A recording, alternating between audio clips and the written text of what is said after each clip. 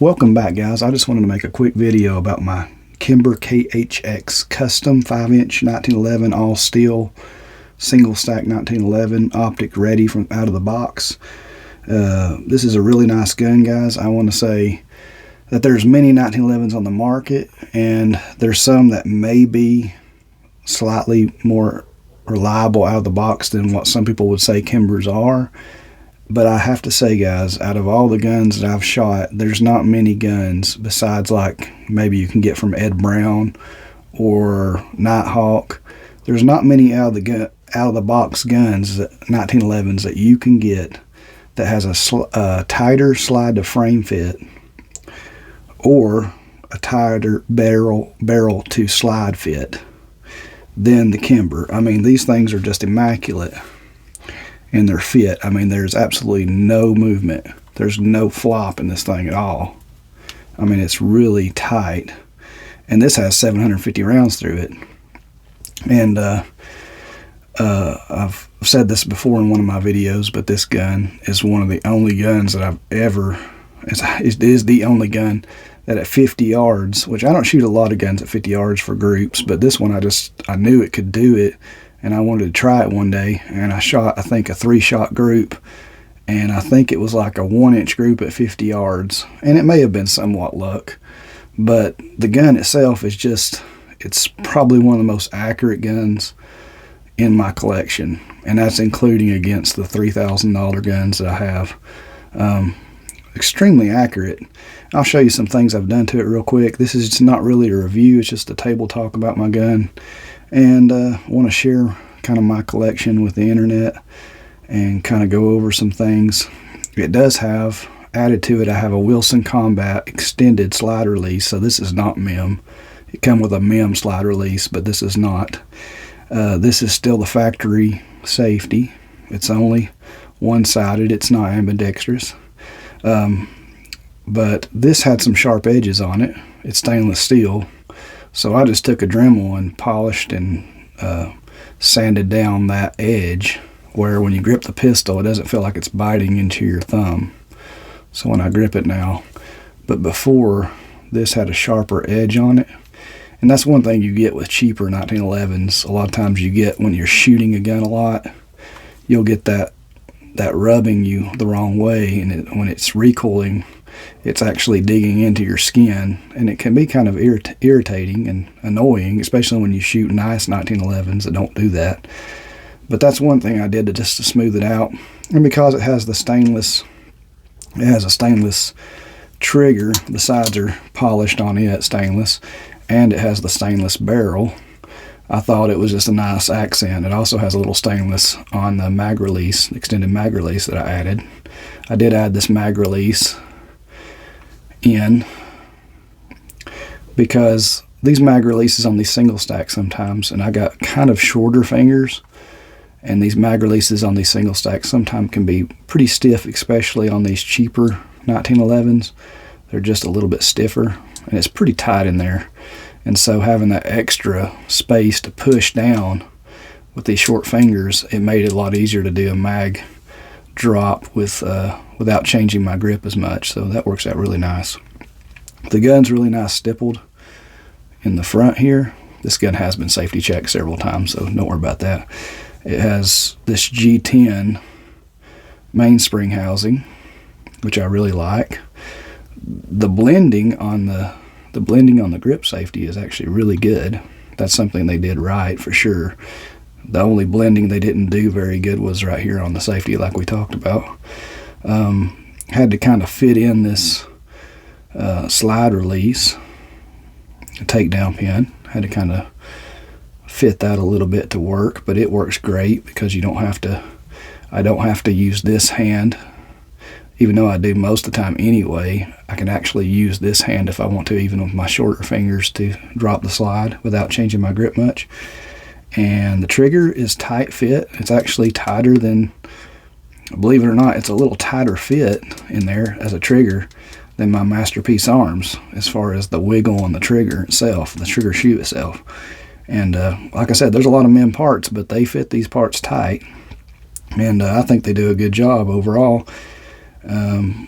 Now, So the thing about Kimber, and the thing that I tell people when they ask me, you know, what do you think about Kimber, or do you like Kimber more than Springfield? And I have to say, if it's your first gun, you know nothing about 1911s, I might would go with a Springfield Armory 1911, and I kind of like the Springfield better than the Colts or the Rugers or any of those. Not saying they're bad, I just like them better.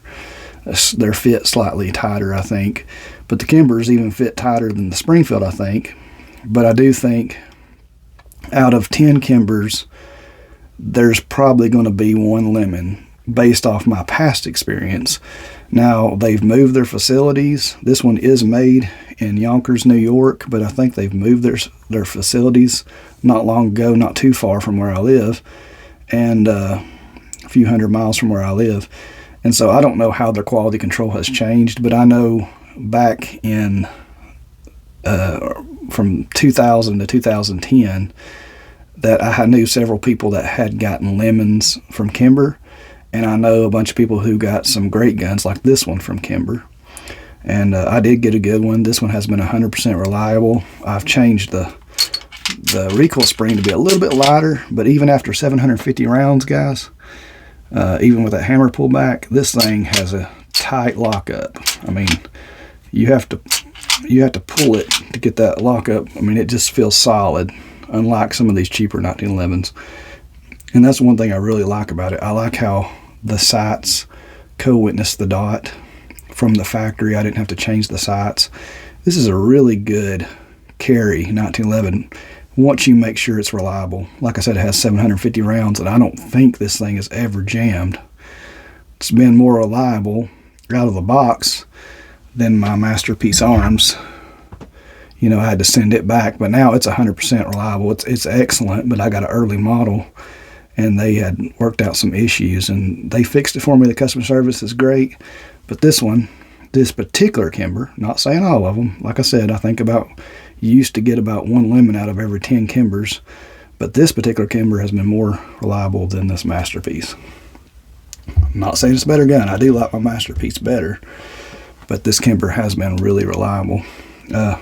While we're at it, I'll give you a sneak peek and kind of show you my Raptor Kimber 45, and just comparing it. You know, this is a officer model, so shorter grip, got custom grips on it, G10 grips, come with really beautiful wood grips, but I thought when I was carrying this, I thought I'd rather have something a little more durable and something I don't wear out as fast.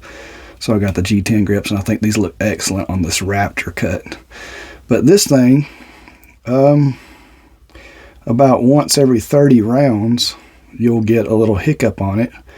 And it's kind of my fault because I've only got about 300 rounds through this, and Kimber says to run 500 rounds through it.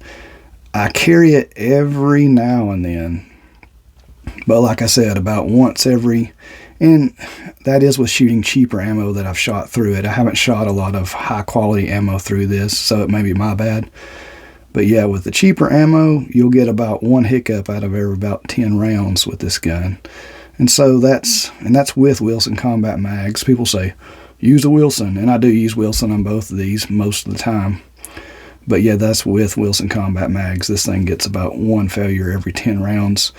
And it has gotten better. It may not be that anymore. That's what I remember when I first got it, and I haven't shot this in probably about 2 years, to be honest with you, but I've carried it several times in the past, and I kind of just keep it up here in my collection. And really nice gun, but I just wanted to show y'all that. It's not a lemon. I wouldn't call it a lemon, but it's definitely not as reliable as this 5-inch. And those of you that know about 1911s, anytime you get a 1911 with a barrel under 4 inches, they can tend to be a little more finicky than these 5-inch guns. But this one's 9mm. I didn't tell you the Raptor's a 45, and this is a 9mm. So it shoots super soft.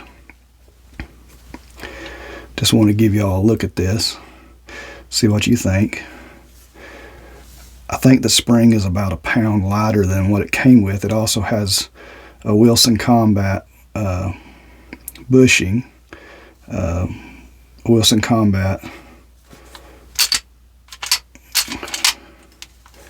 and it's Works really great, guys. I love this gun.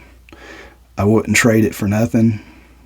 Somebody would have to probably give me $2,000 to even try to talk me out of this thing, and I still wouldn't take it just because I like it so much. But anyway, guys, hope you have a nice day.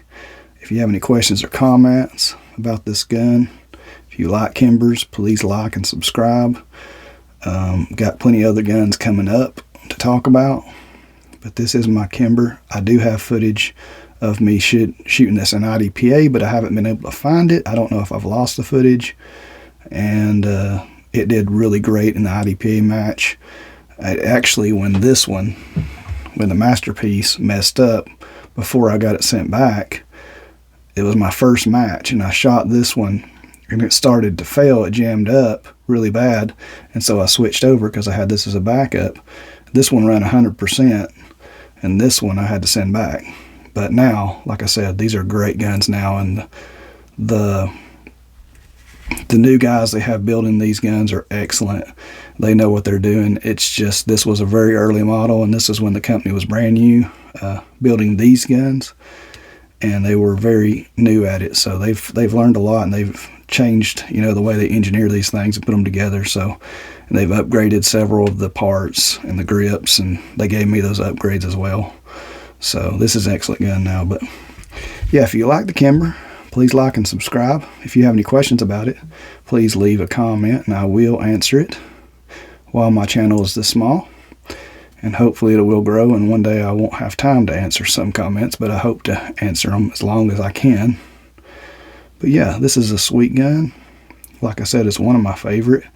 If it held more than 10 rounds, it would have to be, you know, a lot more up the charts of my favorite guns, and probably would carry it a lot more, probably would use it in competition a lot more. But because it holds 10 rounds, and those of y'all that know, in IDPA, carry optics is 10 rounds, but when you load the gun, when you get up to the line to shoot, you load to division capacity, which means you put one in the chamber and have a 10-round magazine. So what you have to do is put your third magazine in, load one, take it out, put it back in your magazine pouch, put a full 10-round one in it before you get to shoot every time. So that makes this gun a little bit aggravating for IDPA. I mean, it works, but it just adds one step to every time you shoot, and just makes it not quite as nice as having a double stack 1911 or a striker fired gun to shoot with. But it still will be shot in IDPA again, I'm sure, because I'll probably do another review on this one day. But it might be a little while, guys. But I wanted to give you all a little peek at this. Well, God bless you. Have a nice day. Please like and subscribe.